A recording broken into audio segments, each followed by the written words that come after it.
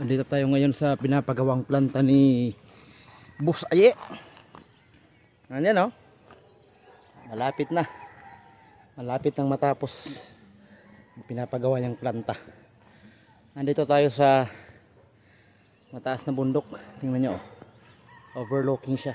Napakaganda ng pwesto. Napakataas. Okay. Napakaganda talaga. Yung bahay na andyan lang sa baba. So, napakalawak talaga ng pinaka ano niya, area. Ayan o. Yan. Oh, diba? Andyan na yung makina. Pairingan. Yung bulmila na gagamitin. Oh, yung lalagyan ng mga waste. Ng waste.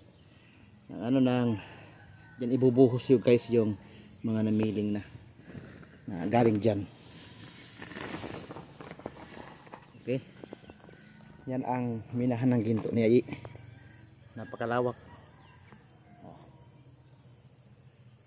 Talaga sa una magastos pero siguradong makakabawi agad kapag na ano na iayos na lahat.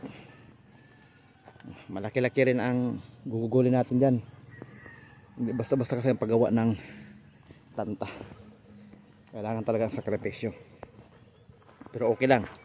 At least malapit na rin matapos. Sige guys. Shoutout na lang kay Ayi, may-ari. God bless na lang sa kanila. More blessings to come. Pinuntahan ko yung planta ni Ayi kasi tinignan ko.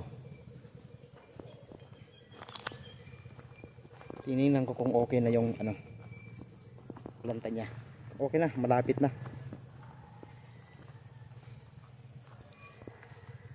Konting sacrifice na lang 'yon.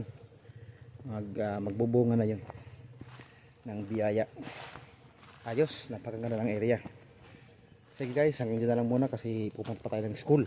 Kasi ano na, umaga.